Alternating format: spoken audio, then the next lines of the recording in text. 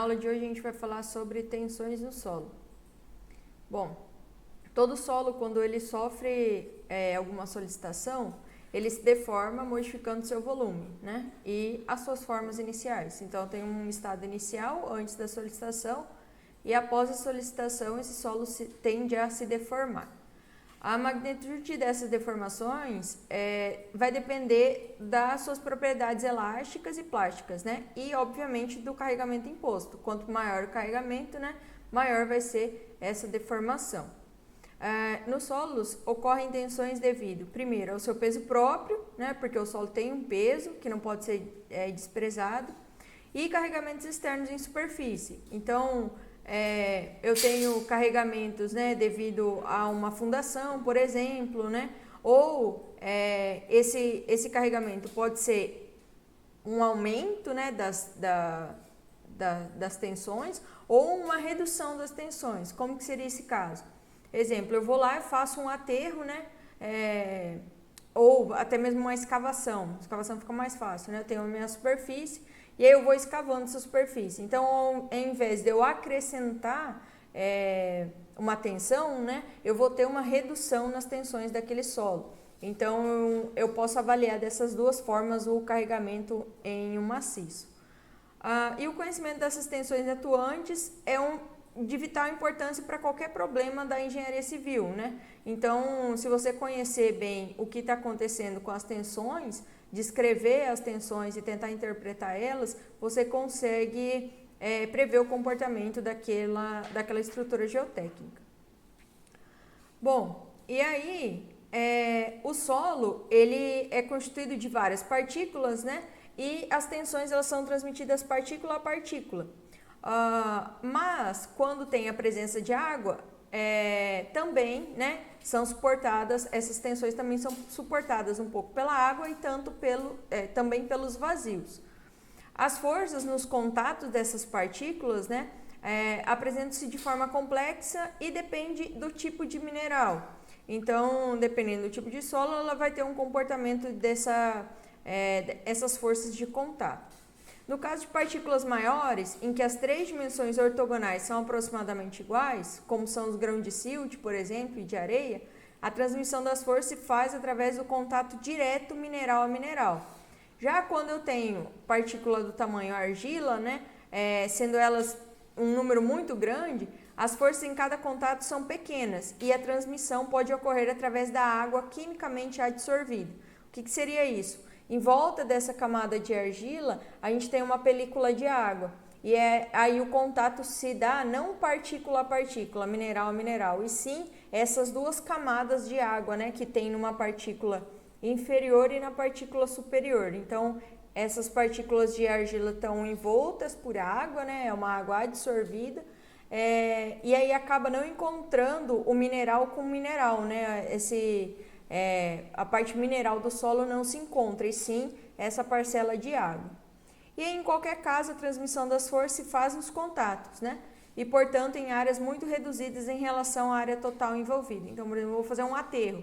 O aterro tem dimensões muito grandes se a gente comparar com um grãozinho desse solo, né? Então, a área da obra, né, em relação à área total que eu estou avaliando aquela tensão, é muito maior do que aquela área de contato do grão lá da minha partícula sólida. E aí, se a gente fizer um plano, né, cortando todos esses elementos, né, que vão oferecer tensões ao solo, a gente teria uma figura parecida com isso. Então, eu criei ali o plano Q, e aí esse plano Q, eu posso ter, né, para cada contato ali dos grãos nesse plano Q, eu tenho uma força que é uma força, né, que ela não é exatamente ortogonal, né, e também não é exatamente tangencial. Então, eu tenho geralmente uma força nesse sentido, e aí eu preciso fazer a decomposição dela em dois componentes, né, a força normal e a força cisalhante, aqui representada pela letra T. Então, para cada contato, eu vou ter essas forças aqui, né, atuando. Então, aqui eu tenho um contato, eu tenho força normal, força horizontal, né, em cada um desses grãos. E aí, como diversos grãos vão ter contatos com essa placa, e aí dentro dessa placa que eu retirei, eu posso fazer, né, com que essas forças elas sejam decompostas, né, em forças normais e forças tangenciais a essa superfície, eu tenho que desenvolver elementos matemáticos muito complexos, né, para eu conseguir somar todas essas tensões, para eu determinar a tensão em um único ponto. Então, essas, óbvio, né, que são feitos modelos matemáticos mais simplificados para desenvolver essas técnicas. E aí, ele tem que, nessa simplificação, que a tensão normal é o somatório das forças normais ao plano, dividido pela área total da seção. Então, eu tenho todas as forças normais, que eu estou calculando lá dos meus grãos, dividido pela área total da minha seção. A tensão cisalhante é o somatório das forças tangenciais, né, dividido pela área total da seção. Então, eu tenho, por definição, esses dois tipos de tensão atuantes no meu maciço. O que se considerou para o contato entre o solo e a placa pode ser também assumido como válido para qualquer outro plano, como o caso de um plano P. Então, não quer dizer que vai ter que ser exatamente aqui. Não, eu posso transmitir essa placa, né, considerar essa seção em qualquer face do meu maciço, em qualquer parte do meu maciço. Então, se eu criar, aqui antes era o nosso inicial, né, meu plano Q. Se eu colocar um plano P aqui, com as simplificações, eu tenho que essa área de Q é igual à minha área de P. Então, eu simplifico isso. Então, a minha área de P, né, fazendo a relação das minhas forças com essa área, eu consigo determinar as tensões normais e as tensões tangenciais. Beleza. E aí, de acordo com a mecânica do contínuo, né, eu tenho que toda estado de tensões eu posso representar por um estado de tensões num cubo, né, em 3 dimensões. Então, eu tenho aqui as tensões normais, né, no eixo X, Y e no eixo Z, então, né, em todas as faces. E aí, eu tenho, para cada tensão normal, eu tenho uma tensão tangencial ali agindo. E aí, com isso, eu consigo formar, né, uma matriz que vai representar essas forças e um elemento, né, infinitesimal do meu maciço de solo. E aí, nesses solos, né, ocorrem tensões devido ao peso próprio e às cargas aplicadas. Então, aumento ou alívio. Na análise do comportamento dos solos, as tensões provenientes e do peso próprio têm valores consideráveis e não podem ser desconsideradas. Então, às vezes fala, despreze o peso próprio. No solo, a gente não pode fazer isso, né? Porque esse peso, ele tem uma parcela considerável nos cálculos. E a distribuição dessas tensões, né, devido ao peso próprio, pode resultar num problema razoavelmente complexo. Porém, né, existe uma situação frequentemente encontrada na engenharia em que o peso do solo propicia um padrão de distribuições de tensões, né, bastante simplificado. Que isso acontece em 2 pontos. Primeiro, a superfície do solo é horizontal e as propriedades do solo não variam muito na direção horizontal. Então, eu parto do princípio de que a superfície do solo é horizontal, certo? Então, eu tenho camadas de solo bem definidas e as propriedades desse solo não variam muito na direção horizontal. Elas variam bastante na direção vertical, podem variar, né? Ele não vai ter variação na direção horizontal. E aí, pensando nisso, né, eu posso criar um plano horizontal, né, acima do nível da água, né, depois a gente vê abaixo do nível da água. E aí, para esse plano, eu tenho a seguinte situação. Eu tenho esse ZA aqui, né? O que seria o ZA? Seria a altura de solo que eu tenho da minha superfície até a minha área A, que é a área que eu estou considerando. Beleza, então eu tenho aqui, né, essa altura. Para eu calcular qual que é a tensão que está agindo em A, o que eu vou fazer? Eu vou pegar o peso do prisma, que nada mais é do que o peso específico do meu solo, né? vezes o volume, então eu vou ter o peso. Então eu tenho que, minha tensão, né, vertical no ponto A vai ser o quê? O peso específico do solo vezes o meu volume. Beleza, dividido pelo quê? Pela área A. Maravilha. Considerando, né, um espaço semi-infinito, ou seja, a área tendendo ao infinito, eu tenho que minha tensão vertical vai ser igual ao quê? Meu peso específico vezes ZA, né, que seria minha altura, vezes a área. Ou seja, eu estou transformando o volume em base, que é minha área, vezes a altura. Dividido pela área, eu corto os dois aqui e eu tenho que minha tensão vertical no ponto A, né, na minha análise A, né, nesse ponto de A aqui, é o meu peso específico do solo vezes a altura. Então, as tensões em um ponto, né, do maciço de solo, ele é considerado pela seguinte equação: tensão vertical num ponto é igual ao peso específico do solo vezes a minha altura da camada de solo, justamente por essa simplificação aqui. Beleza, só que se eu tiver N camadas de solo, né? Naquele exemplo ali eu só tinha um peso específico, só tinha uma camada. Mas eu posso ter várias camadas de solo. Imagina que eu estou perfurando 30 metros de solo. Eu tenho várias camadas e cada camada vai ter um peso específico. Então, eu vou fazer o somatório, né? O somatório da multiplicação do meu peso específico vezes as espessuras de cada uma das camadas. Então, por exemplo, né? Aqui eu tenho uma camada lá embaixo que é de pedregulho, peso específico natural de 21 kN por metro cúbico. E aqui eu tenho uma areia fofa de 16 kN por metro cúbico. Como que eu calcularia a tensão, né, nessas duas, vamos supor, nesse ponto aqui, né, a menos 5 metros. E como que eu calcularia a menos 3 metros? Eu vou aplicar essa equação, né, da tensão vertical. Então, a minha tensão aqui, né, na minha areia fofa, como que seria? Deixa eu voltar aqui. Na areia fofa, eu vou ter, no ponto da superfície aqui, eu vou ter minha tensão vertical, vai ser igual a minha profundidade nesse caso é 0, né, vezes o meu peso específico, que é 16. Beleza, então aqui vai ser 0, então meu gráfico vai começar no 0. Vamos supor que eu tenho um ponto intermediário aqui, ponto de 2 metros, vamos supor. Beleza, eu quero saber qual que é a tensão em 2 metros, né? Quero saber minha tensão em 2 metros. O que eu vou fazer? Eu vou pegar e vou... essa altura, né? Que no caso é 2 metros, então 2 vezes 16 é igual a 32. 32 kPa. Certo?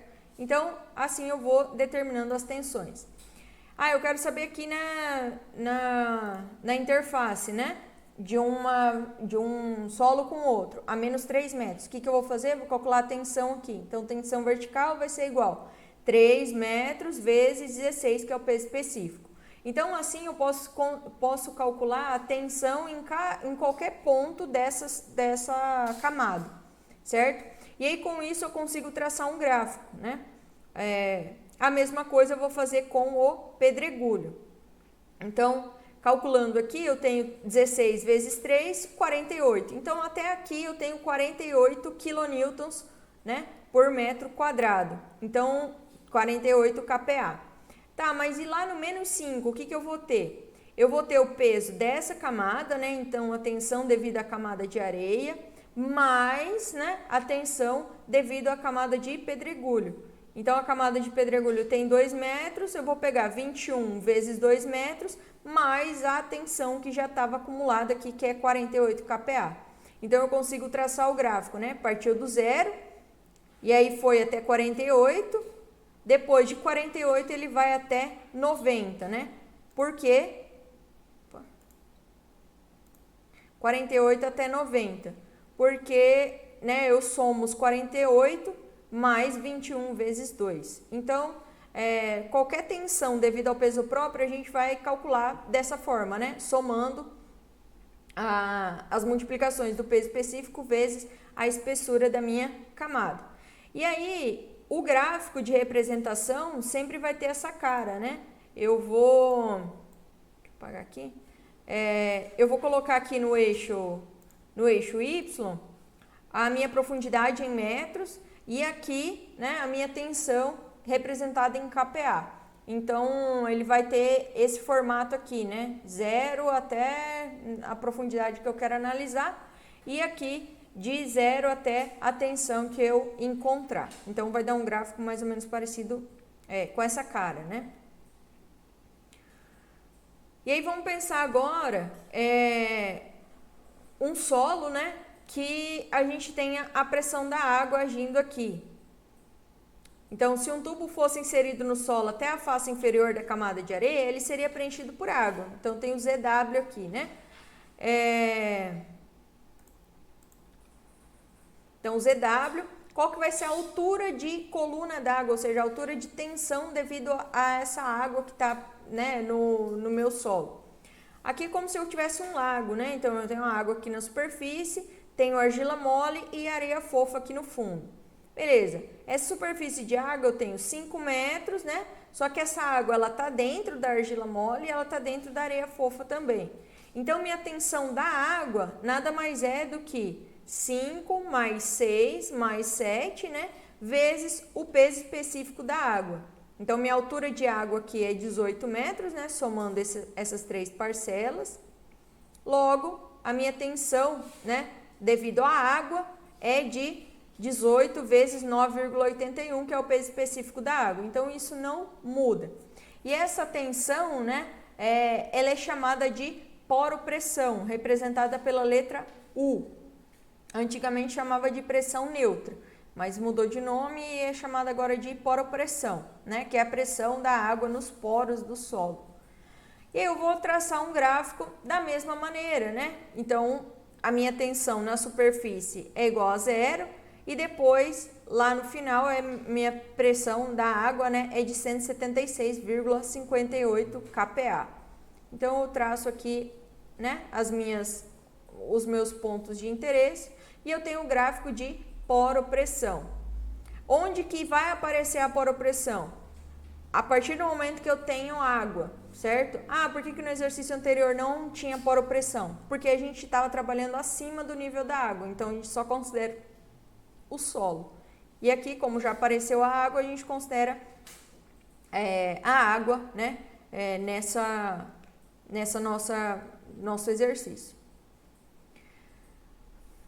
Beleza. E aí, vamos misturar os dois, né? Então, se eu tiver um ponto, né, que eu estou analisando abaixo do nível da água, o que eu vou ter que fazer? Eu tenho o solo 1, né, nesse trecho aqui. Depois eu tenho o solo 2, certo? Numa profundidade ZB. E a água eu tenho na profundidade ZW, certo?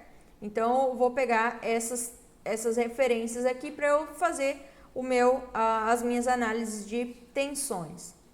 Então, primeiro eu vou pegar o volume do solo 1. O volume do solo 1 nada mais é do que A, né? Tem aqui minha área A, vezes a altura, que é a altura ZW. Cadê? ZA, né, na verdade. E o solo 2, eu tenho o volume, que é a área, né, vezes ZB menos ZW. Então, ZB menos ZW, que é isso aqui. Beleza. O peso do prisma a gente já viu, né, que é o gama vezes o volume, mais o gama vezes o volume 2. E aí, por dedução, né, a gente tem gama 1 vezes volume 1 mais gama 2 vezes volume 2 dividido pela área, que é igual, né, simplificando a essa equação. E a minha poropressão, ela aparece aqui como peso específico da água vezes a altura de coluna d'água. Então, eu vou pegar peso específico da água, ZB menos ZW, né, que seria essa altura aqui. Essa altura aqui, né, ZB menos ZW vai dar essa altura. Então, isso aqui é minha altura de água, meu H aqui. Altura da coluna d'água, ou seja, minha água está desse ponto para baixo, certo? Beleza.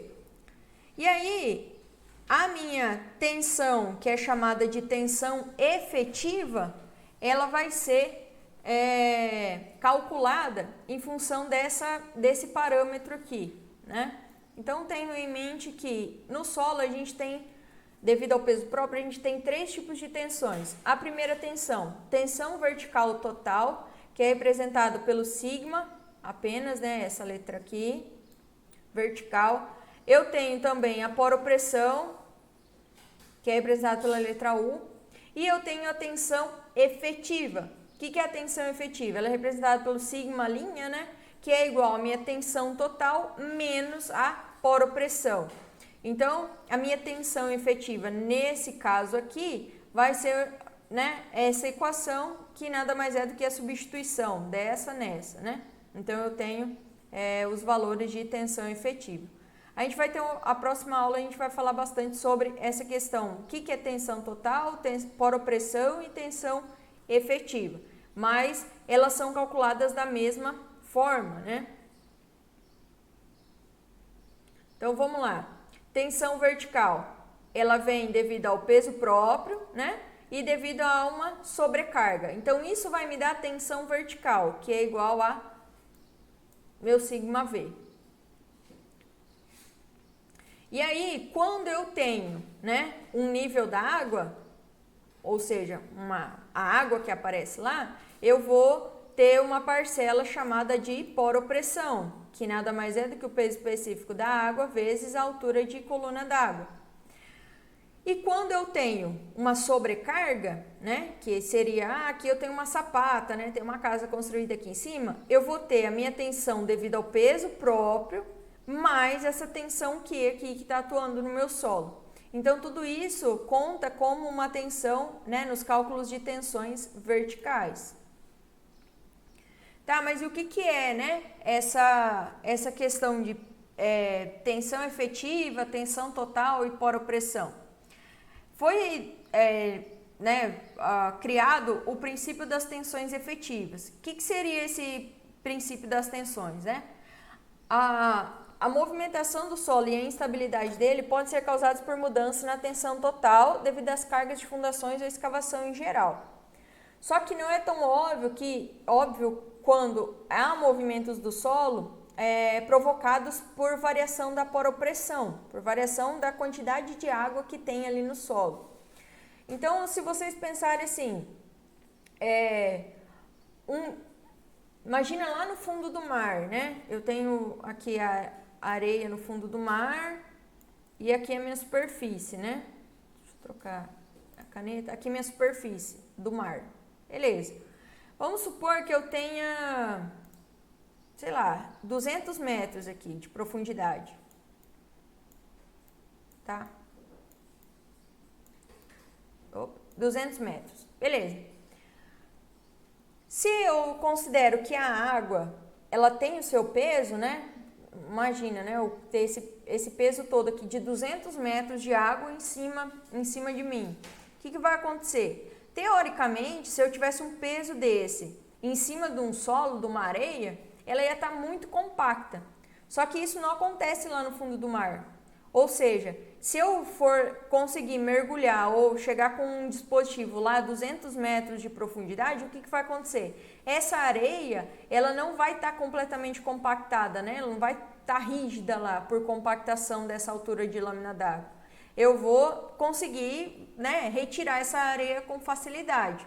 Então, por que isso acontece? Né? Eu tenho tensão aqui? Tenho, mas ela é chamada de poropressão, ou seja, não é uma tensão efetiva, é uma tensão que age em todos os poros do meu solo, né? Em todos os poros da minha estrutura.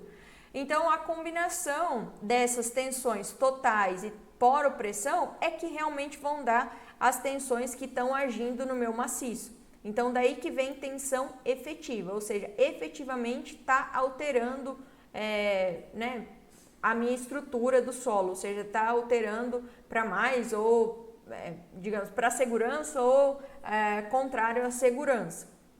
Então, é essa tensão que determina o comportamento do solo, a tensão efetiva. E aí, quem fez isso, quem determinou, né, esse princípio foi Terzaghi. a foto dele nem apareceu direito aqui, mas ele identificou que a tensão normal num plano, né, deve ser considerada como a soma das parcelas, ou seja, a pressão na água intersticial corresponde à carga piezométrica, que foi a que a gente falou, e que não causa nenhum aumento de resistência na camada, né, na camada chamada poropressão. Então, essa água que está entre os poros, ela é chamada de poropressão, né? Do nome já dá para perceber. E a tensão transmitida pelos contatos entre as partículas, né, produzindo modificações na estrutura sólida, essa sim, ela é definida como tensão efetiva. E aí, dessa maneira, foi estabelecido o princípio das tensões efetivas. Então, eu tenho sigma, linha, né, que é a minha tensão efetiva, é igual a minha tensão total menos a poropressão. E aí todos os efeitos, né, que vão acontecer no solo são provenientes da variação das tensões efetivas, né? Eu posso alterar a tensão total, posso alterar a poropressão e o meu solo continua na mesma, com as mesmas condições. Mas se eu alterar a tensão efetiva, consequentemente eu vou alterar também, né, a estrutura do meu solo. Beleza. E aí, como que a gente visualiza isso, né? Essa questão da tensão que ela é efetiva e poropressão. Imagine que eu tenho uma esponja aqui no fundo de um recipiente com água, né? Então o nível da água está aqui e eu tenho uma esponja. Aí eu resolvo colocar um peso, né? Deixa eu ver aqui, 1 kN. Vamos supor que eu coloco 1 kN aqui de peso, né? O que vai acontecer com a minha esponja, né? Ou seja, com o meu solo? Ele vai deformar, ou seja, vai ter deformação dessa estrutura. Beleza. Só que se eu pensar em acrescentar o mesmo 1 kN, só que de água, então a esponja ela não ia sofrer alteração, ou seja, a sua estrutura ia continuar sendo a mesma. Ou seja, eu tive um acréscimo aqui de poropressão e não um acréscimo de tensão efetiva. No caso anterior, que é o caso do peso, que houve uma deformação, eu tive acréscimo da tensão efetiva, ou seja, eu coloquei um peso ali e houve deformação no meu solo ou na minha esponja. Aqui, quando eu elevo o nível da água, eu não tenho variação na tensão efetiva, e sim num acréscimo de poropressão. Então, teoricamente, isso acontece, né, porque a água, ela atua em todos os vazios aqui do meu solo, e sendo um acréscimo, então, de poropressão. Que mais? Um solo com relação à tensão horizontal, né? Então, além da tensão vertical, a gente tem uma tensão que é chamada de tensão horizontal, né? E essa tensão horizontal é uma parcela da tensão efetiva vertical. Então, eu tenho que a minha tensão horizontal ela vai ser igual a K0 vezes o sigma V. Então, eu calculo a tensão vertical e aplico o coeficiente K0, onde K0 é igual a 1 menos seno de φ, sendo que isso aqui é determinado empiricamente, certo? Então, eu tenho lá a minha estrutura, né? Uma tensão vertical e uma tensão horizontal. Calculei a tensão vertical pela altura, que vezes o meu peso específico da camada, né? Aqui, quando eu tenho a presença do nível da água, tá? E aqui, quando eu tenho a questão de um carregamento, certo? Então, ele vai acrescentar aqui a minha tensão. A minha tensão horizontal vai ser K0 vezes sigma, né?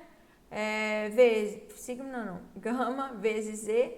E a tensão horizontal a gente calcula da mesma forma, né? Então, tensão horizontal e a tensão horizontal aqui também não se altera, ou seja, eu vou calcular minha tensão vertical e vou multiplicar pelo K0, sendo que K0 é 1 menos seno de φ.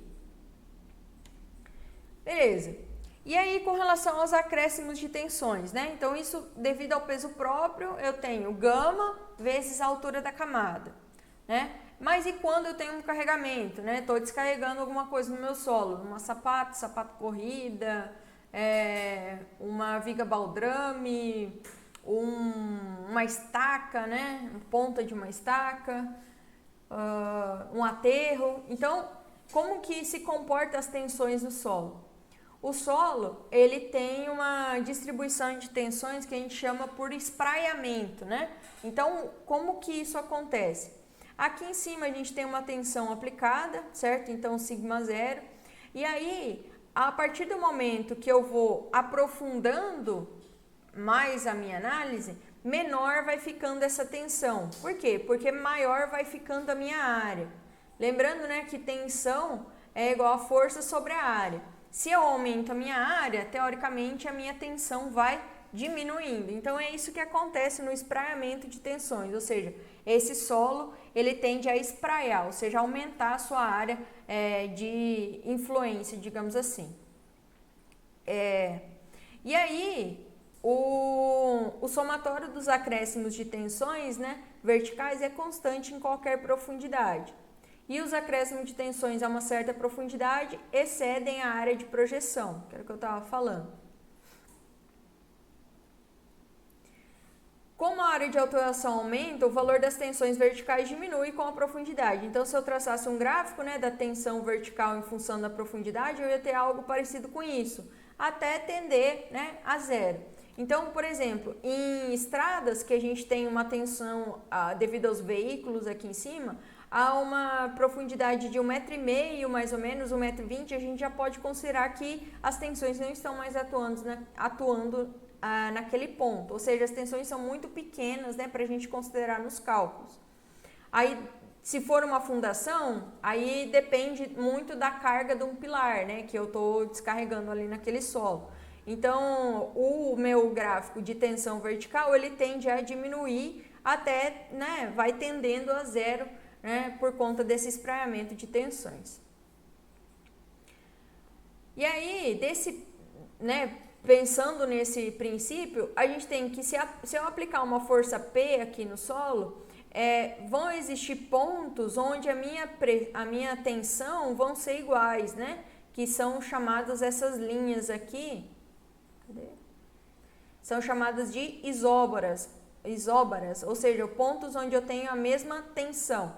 Então, isso aqui a mesma tensão, esse aqui 0,5P, então eu consigo traçar essas linhas aqui. Mesma coisa para um carregamento distribuído. Então, eu tenho 0,8, 0,5, 0,2 e assim por diante. Então, quanto maior a minha profundidade, menor vai ser essa tensão. E isso aqui são os conhecidos bulbos de tensões, né? Então, em uma edificação, por exemplo, eu tenho que avaliar se eu tiver duas cargas, uma muito próximo da outra. Deixa eu pegar aqui. Se eu tiver uma outra carga P aqui, né, sendo aplicada, e essa carga P, o bulbo de tensões de uma fundação, né, encontra com o de outra, eu preciso verificar esse encontro de bulbos de tensões aqui, se o solo ele não vai romper, né? Porque eu vou ter a carga devido ao meu carregamento verde, eu vou ter a carga também devido ao meu carregamento em preto aqui. Então, eu preciso verificar esse ponto de encontro aqui, que são os bulbos de tensões. Aqui, isóbaras, já falei. E, por enquanto, é isso sobre as tensões no solo.